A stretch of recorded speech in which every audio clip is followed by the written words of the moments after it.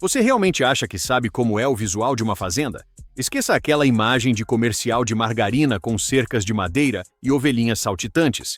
O que eu vou te mostrar hoje desafia a lógica, a biologia e até a gravidade. Prepare-se, porque estas são as 10 fazendas mais estranhas e fascinantes do nosso planeta. 10. A fazenda de wasabi mais famosa do Japão, escondidas nos vales profundos dos Alpes japoneses, bem ao lado de riachos formados pelo degelo das montanhas, encontramos um dos cultivos mais incomuns e que mais exigem mão de obra na história da humanidade. Estamos falando do wasabi real. E não, eu não estou me referindo àquela pasta verde que você costuma comer nos restaurantes de sushi por aí, que quase sempre é apenas raiz forte com corante alimentício verde. O que nasce aqui é a autêntica wasabi japônica, uma raiz delicada e extremamente temperamental que exige condições ambientais quase perfeitas, anos de cultivo e um nível de paciência que raramente se vê na agricultura moderna. O wasabi de verdade é um dos vegetais mais caros do planeta, chegando a ser vendido por mais de $300 por quilograma, e ele realmente vale cada centavo desse valor astronômico. A fazenda de wasabi mais famosa do Japão é a Fazenda Daio, localizada na província de Nagano. Fundada no ano de 1915, ela se estende por hectares de leitos de rios que fluem suavemente, todos protegidos por toldos de malha preta. O que torna o cultivo do wasabi tão bizarro é que a planta simplesmente se recusa a crescer em solo comum ou em estufas convencionais. Ela exige um fluxo constante de água gelada e oxigenada, idealmente mantida entre 7 e 18 graus Celsius, prosperando em leitos de cascalho sob sombra parcial. Se houver luz solar em excesso, ela morre.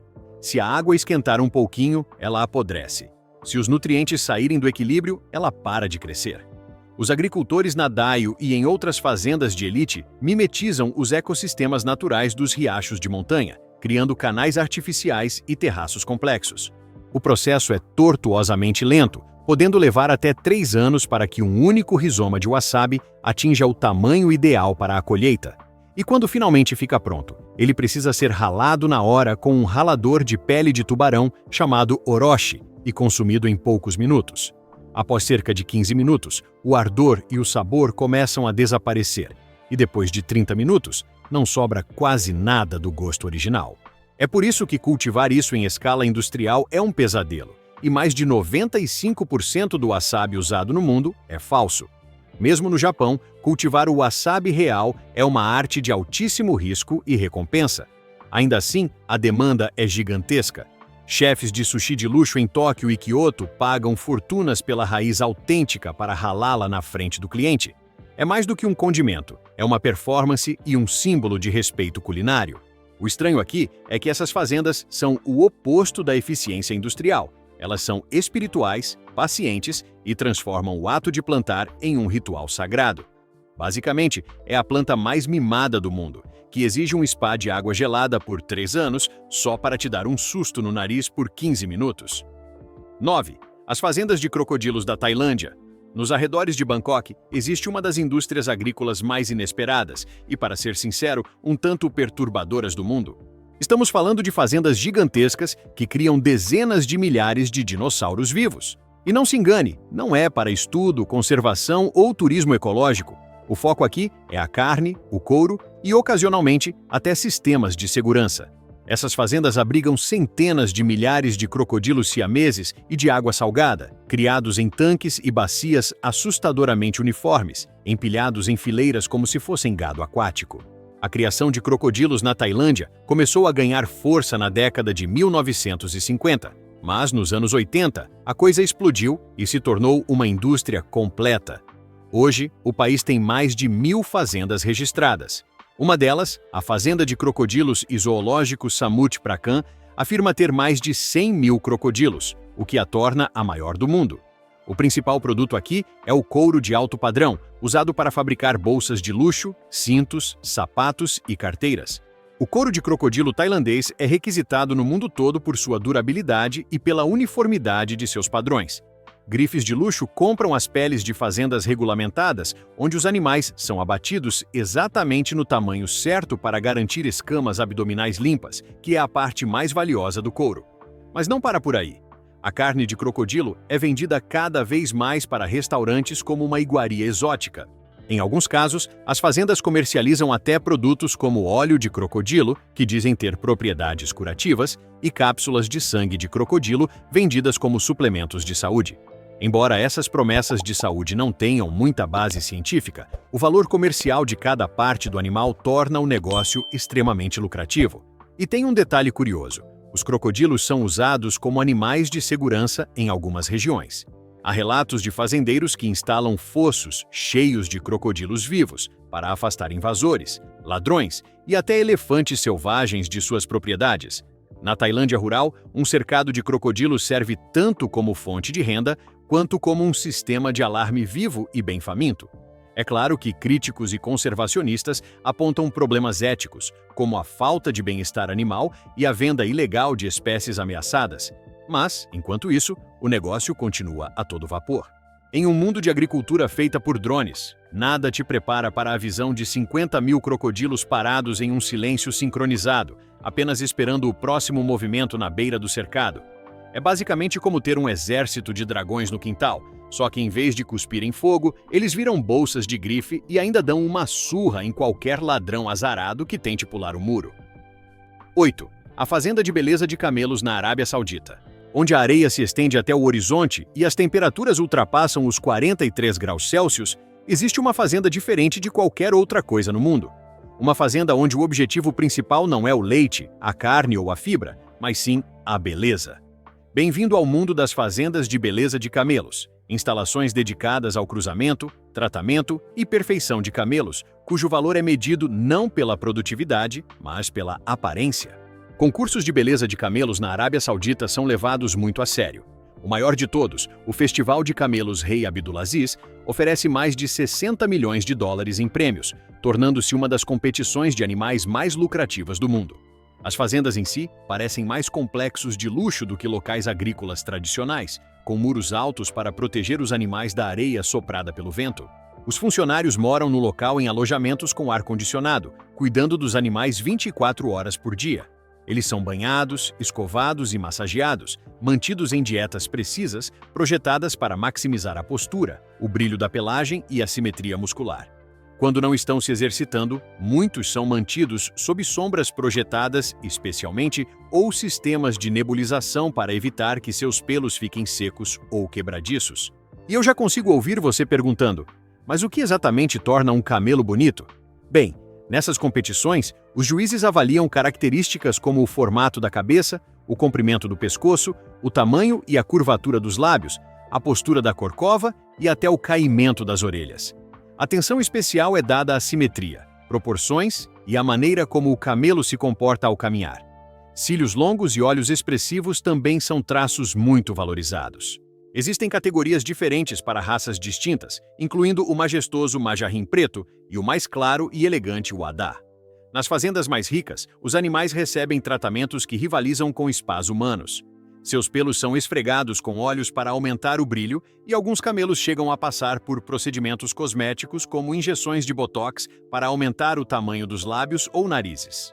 Essas fazendas são centros de tradição e orgulho, e em muitos casos, os camelos são passados por gerações de famílias beduínas. Os donos não se veem apenas como empresários, mas como guardiões culturais. Eles exibem faixas, troféus e imagens dos camelos vencedores com o mesmo orgulho que estábulos de cavalos de corrida exibem suas vitórias. Em um mundo onde as fazendas são impulsionadas pela eficiência e produção, as fazendas de beleza de camelos da Arábia Saudita são um contraponto surreal. São vitrines de extravagância, biologia e reverência cultural. São fazendas feitas não para o sustento, mas para o espetáculo. No calor do deserto, esses camelos desfilam não para sobreviver, mas para deslumbrar. É o único lugar onde um camelo tem uma rotina de skincare mais cara que a sua e ainda corre o risco de ser desclassificado por excesso de botox. 7. As fazendas de cobras do Vietnã. No interior úmido do delta do Mekong, no Vietnã, está um dos tipos mais surreais de fazenda na face da Terra. As fazendas de cobras são lugares onde serpentes venenosas e não venenosas são criadas, reproduzidas e ordenhadas para a extração de veneno. Em alguns casos, elas são até servidas como comida ou usadas na medicina tradicional. Essas fazendas não são atrações turísticas ou apenas laboratórios científicos. São operações agrícolas de verdade que representam um cruzamento estranho entre biotecnologia, tradição culinária e misticismo cultural. A mais conhecida entre elas é a Fazenda de Cobras Dong Tan, administrada pelas forças militares vietnamitas. Esta fazenda é tanto um centro de produção de veneno quanto um local educativo. Foi fundada originalmente durante a Guerra do Vietnã para atender à necessidade militar de soro antiofídico. Hoje, o local cria mais de 50 espécies de cobras, incluindo najas, krait, víboras e pitons. Algumas são ordenhadas para que seu veneno seja usado na produção de soros que salvam vidas, enquanto outras são estudadas, colhidas pela carne ou vendidas para infusões de bebidas alcoólicas medicinais. Caminhar por uma dessas fazendas é uma experiência intensa. Você verá najas se erguendo em seus cercados com o capelo aberto. Técnicos usando equipamentos de proteção extraem o veneno manualmente, pressionando as presas das cobras contra uma membrana esticada sobre um recipiente de vidro. Existem fossos longos e rasos repletos de centenas de cobras se contorcendo, algumas enroladas calmamente, outras deslizando umas sobre as outras em nós emaranhados. Há câmaras separadas para reprodução, incubação de ovos e alimentação. A carne de cobra, considerada uma iguaria há muito tempo, também é um subproduto dessas fazendas. Restaurantes costumam comprar pitons e najas para abate e consumo imediato. Algumas fazendas têm áreas de alimentação no local que servem vinho de cobra, sopa de cobra e carne de cobra grelhada.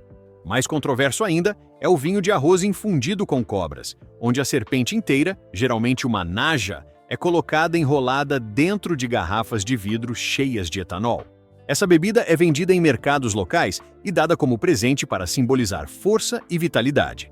Apesar do propósito científico, essas fazendas geram debates éticos sobre as condições sanitárias e o comércio de espécies ameaçadas. Em resposta, o governo vietnamita tenta regular o setor de forma mais rigorosa. Em um mundo onde a maioria das fazendas depende da fotossíntese, as fazendas de cobras se destacam por prosperarem não com clorofila, mas com veneno, carne e crenças centenárias no poder de cura das escamas e das presas. É o tipo de lugar onde o seu maior medo não é uma praga de gafanhotos, mas sim o seu rebanho resolver dar um bote na sua jugular durante a hora do almoço. 6. As fazendas de avestruzes da África do Sul. Na região do Pequeno Karoo, na África do Sul, encontram-se alguns dos locais agrícolas mais surreais do planeta. São fazendas que criam as maiores aves da Terra, não apenas pela carne, mas também pelo couro, pelas penas e pelo turismo. À primeira vista, a criação de avestruzes pode parecer uma curiosidade de nicho, mas, na realidade, é uma indústria de muitos milhões de dólares com uma história que remonta ao século XIX e continua sendo uma das operações de pecuária mais estranhas que existem. No seu auge, no início dos anos 1900, as penas de avestruz eram tão valiosas que eram chamadas de ouro branco. Usadas como plumas extravagantes em chapéus da alta sociedade europeia, elas alcançavam preços mais altos do que diamantes, se compararmos o peso. A cidade de Oudtshoorn tornou-se a capital mundial das penas de avestruz e sua economia floresceu graças a essas aves elegantes. Hoje, embora a febre das penas tenha diminuído um pouco, a indústria sobrevive através da venda de carne, couro de luxo, ovos e do turismo de experiência. Visitar uma dessas fazendas é diferente de qualquer outro passeio agrícola. Você verá milhares de aves gigantescas que ultrapassam a altura das cercas, cada uma capaz de atingir velocidades de cerca de 70 km por hora. Os trabalhadores precisam conduzi-las a pé com muita habilidade, apesar do fato de que um único chute de uma delas pode ser letal. Além disso, você verá artesãos de couro profissionais processando peles de avestruz em bolsas, cintos, botas e estofamentos de carros para marcas de luxo. Um único avestruz produz mais de 1 metro quadrado de couro de alta qualidade, que é leve, durável e coberto por um padrão único de poros que o torna instantaneamente reconhecível. Mas talvez o aspecto mais excêntrico dessas fazendas seja a parte turística. As maiores fazendas oferecem experiências diretas onde os visitantes podem alimentar e até apostar corridas com os avestruzes. Embora montar em avestruzes seja agora amplamente desencorajado por questões de bem-estar animal, já foi uma atração muito popular. Hoje, os passeios focam mais na educação, conservação e na ancestralidade pré-histórica da ave. Essas fazendas também vendem cascas de ovos decoradas, pintadas ou esculpidas com detalhes impressionantes. Uma única casca vazia pode conter mais de 1,5 litro de líquido. e os artesãos as transformam em luminárias ou caixas de joias. É comum encontrar lojas cheias de produtos derivados inteiramente das aves, desde arte em ovos até leques de penas e lanches de carne seca. A África do Sul continua sendo o maior produtor mundial, criando um cenário onde a pecuária industrial se mistura com o cuidado de animais exóticos.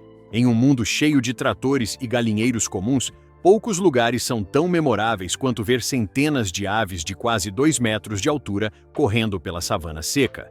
É basicamente um Jurassic Park, onde os dinossauros, em vez de te comerem, fornecem a matéria-prima para sua próxima carteira de grife.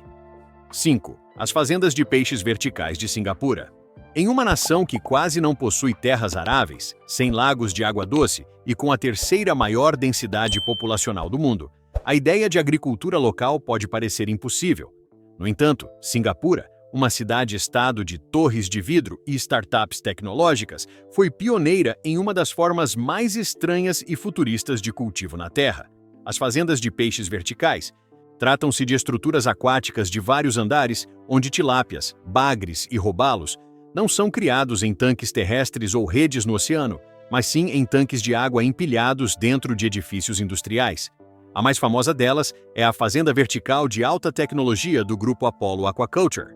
Por fora, parece um armazém moderno, mas, ao entrar, você encontra vários andares de tanques de peixes iluminados por luzes artificiais, gerenciados por softwares de automação e monitorados por sistemas de qualidade da água movidos por inteligência artificial. Isso não é um truque, é a solução para um problema real de segurança alimentar em um país com escassez de terras. Singapura importa mais de 90% de sua comida, o que a deixa vulnerável a crises globais.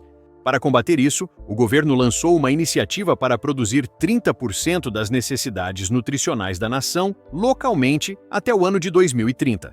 As fazendas verticais são parte crítica desse plano. Os tanques são organizados em prateleiras em níveis, cada um segurando milhares de litros de água. Um sistema de guindaste sobe e desce os sistemas de alimentação, câmeras e bombas de água para reduzir a necessidade de mão de obra e maximizar a eficiência. Mas a parte mais estranha é que essa fazenda opera quase totalmente em ambiente fechado, usando sistemas de diodos emissores de luz, o famoso LED, e controle climático para simular condições ideais o ano todo.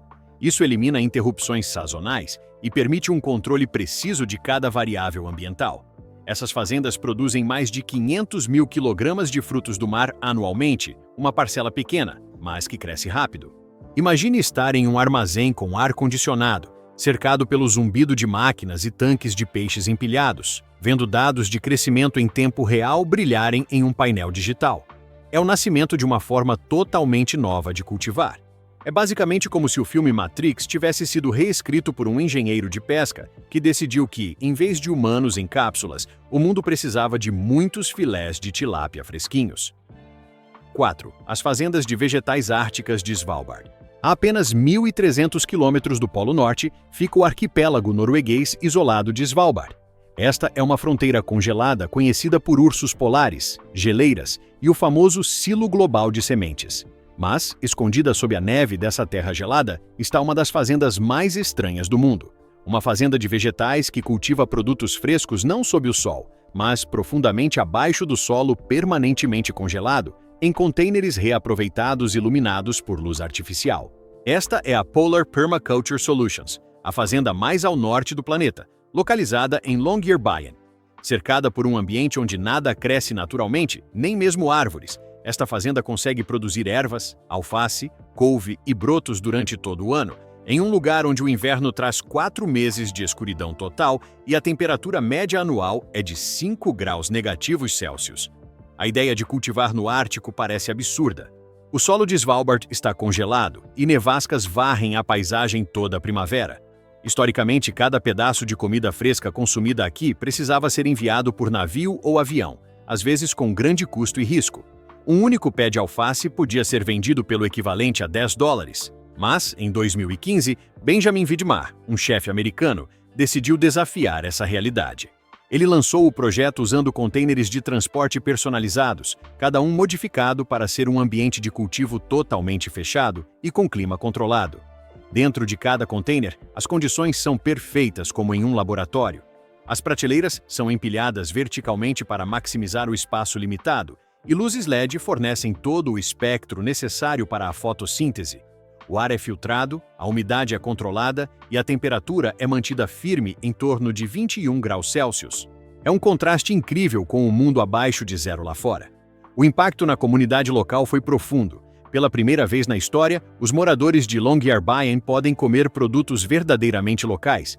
Restaurantes agora servem pratos decorados com manjericão cultivado ali mesmo, e crianças em idade escolar visitam as fazendas de contêineres para aprender que a comida não precisa vir de longe, mesmo quando você mora na borda do planeta. Além disso, ao usar hidroponia, eles consomem 90% menos água do que a agricultura convencional. O contraste visual é hipnotizante. Do lado de fora, o vento açoita a tundra e o céu fica roxo ao meio-dia durante a noite polar. Do lado de dentro, prateleiras brilhantes de alface verde cintilam sob as luzes. Em um lugar cercado por gelo milenar e silêncio, os vegetais crescem quietos em uma caixa de metal brilhante.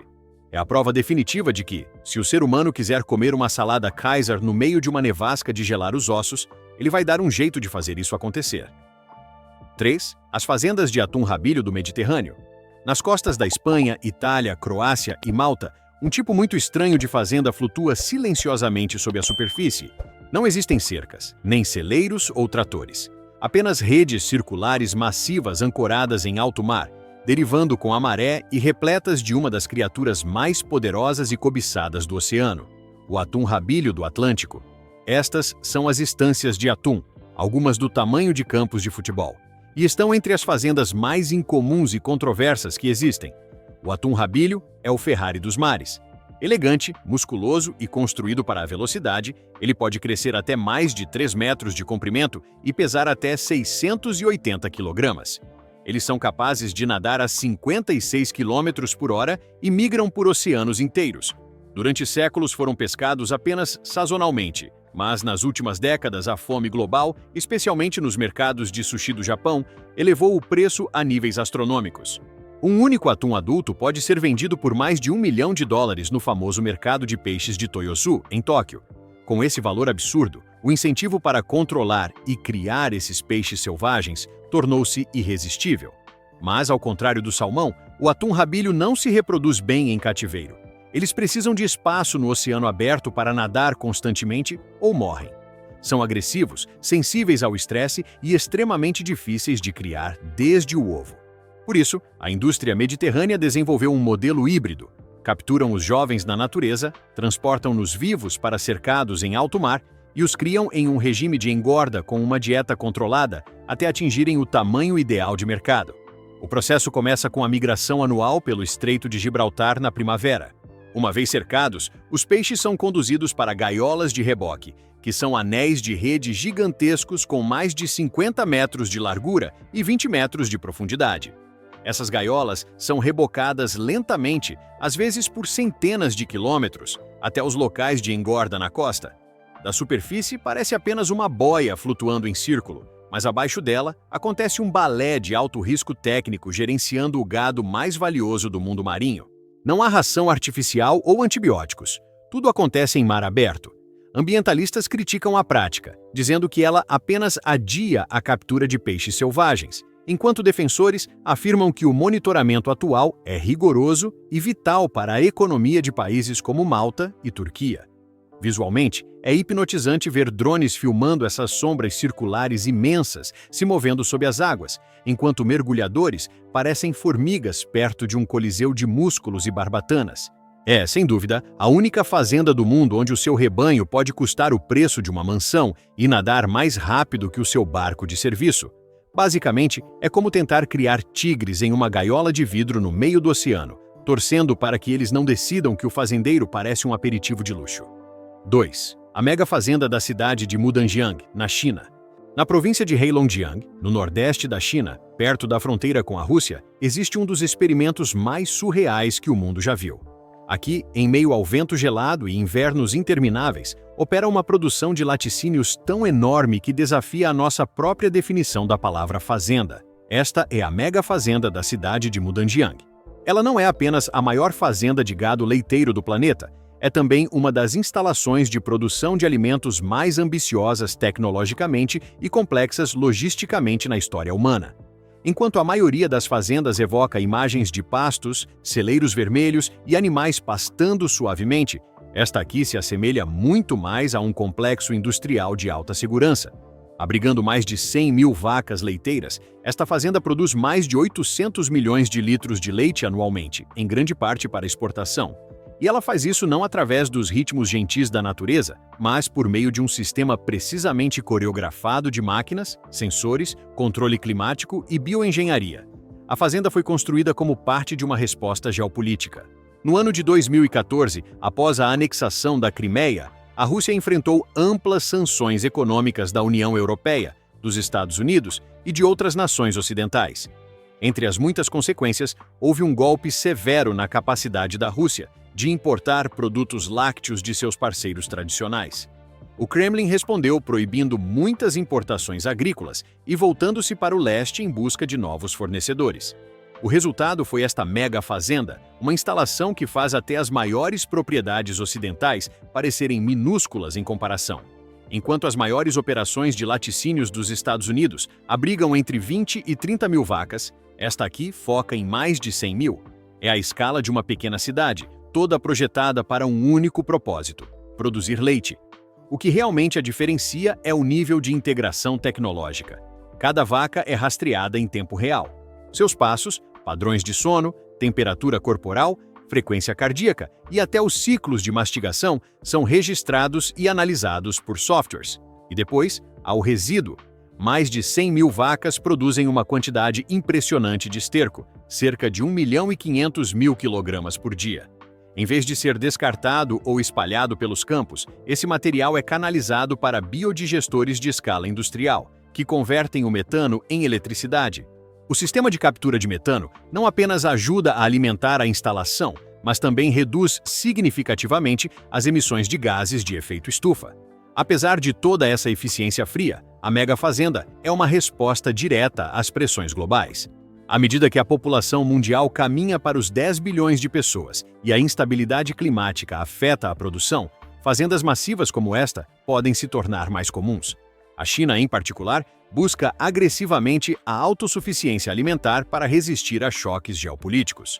O que torna este lugar tão estranho não é apenas o fato de ele existir, mas o fato de que ele pode representar um futuro onde a produção de alimentos não tem mais nada a ver com fazendas, pelo menos não no sentido tradicional. No futuro, a agricultura pode se parecer mais com uma fábrica otimizada por inteligência artificial, construída em uma grade e movida por robôs. Os animais, embora ainda vivos, estão integrados em um sistema de controle tão absoluto que a ideia de natureza parece quase antiquada. Desta forma, esta fazenda é um espelho, refletindo não apenas para onde a agricultura está indo, mas o quão longe ela já chegou. Em um mundo onde o leite pode ser extraído de máquinas na China congelada, embalado em uma sala estéril e enviado por 3.000 quilômetros sem que uma única mão humana toque no produto, a questão não é mais se podemos alimentar o planeta, mas sim no que estamos dispostos a transformar o planeta para conseguir isso. É, basicamente, o nível final de um jogo de simulação de fazenda onde você desbloqueou todos os upgrades tecnológicos, mas esqueceu de colocar uma árvore ou um gramado para decorar o cenário. 1. As mega fazendas de insetos comestíveis do Sudeste Asiático. Imagine caminhar por um enorme armazém industrial do tamanho de um estádio de futebol. Mas, em vez de peças de carro, o espaço é dedicado à criação de grilos, besouros e larvas de farinha. O ar vibra com um zumbido suave de milhões de insetos alojados em bandejas com clima controlado, empilhadas do chão ao teto. Fileiras e mais fileiras de larvas se contorcem sob lâmpadas de calor, engordando com restos de vegetais, enquanto técnicos de jaleco monitoram os níveis de gás carbônico com sensores digitais. Bem-vindo às mega fazendas de insetos, uma fronteira agrícola que está explodindo na Tailândia, Vietnã e Camboja. Segundo a Organização das Nações Unidas, mais de 2 bilhões de pessoas já comem insetos em suas dietas tradicionais, mas agora, com o custo ambiental da pecuária convencional, esses bichinhos estão sendo vistos como a proteína principal do futuro. Na Tailândia, já existem mais de 20 mil fazendas de insetos registradas, desde pequenos criadores de quintal até fábricas comerciais que produzem toneladas de proteína por semana. As maiores parecem mais fábricas farmacêuticas do que fazendas. Os insetos vivem em gavetas rasas, sob ciclos de luz e umidade otimizados. Eles comem grãos, cascas de vegetais e até resíduos de cervejarias. Quando atingem a maturidade, em cerca de 4 a 6 semanas, são colhidos manualmente ou por sistemas de vácuo, congelados, secos ou triturados para virar farinha de proteína usada em hambúrgueres e barras energéticas. Algumas dessas fazendas possuem laboratórios de otimização genética e protocolos de biossegurança que rivalizam com hospitais. Uma startup tailandesa italiana, por exemplo, já produz milhares de quilogramas de macarrão de grilo todos os meses, exportando para a Europa e América do Norte. O objetivo é transformar o inseto em um ingrediente gourmet. Nutricionalmente, o grilo é um superalimento. Tem até 70% de proteína em seu peso seco, mais ferro que o espinafre, mais cálcio que o leite e mais vitamina B12 que a carne bovina. Além disso, eles exigem 80% menos comida que o gado para produzir a mesma quantidade de proteína e quase não precisam de água. O grande desafio ainda é a aceitação cultural no Ocidente e a complexidade técnica de evitar doenças que podem destruir uma colônia inteira em horas. É uma forma de agricultura estranhamente elegante que inverte nossas suposições. A proteína não precisa mugir ou cacarejar, ela pode rastejar e zumbir. É o sistema modular e eficiente perfeito para um mundo cada vez mais quente e populoso. No fundo, é a única fazenda onde você pode ter milhões de animais no seu rebanho, e se algum fugir, basta um chinelo ou uma boa vassoura para resolver o problema. Qual dessas fazendas você teria coragem de visitar, ou qual desses produtos teria coragem de provar? Você prefere o luxo do wasabi real ou a eficiência futurista das fazendas de insetos? Escreva nos comentários o nome da cidade de onde você está nos assistindo. Deixe seu like, inscreva-se no canal e ative as notificações para não perder as próximas curiosidades.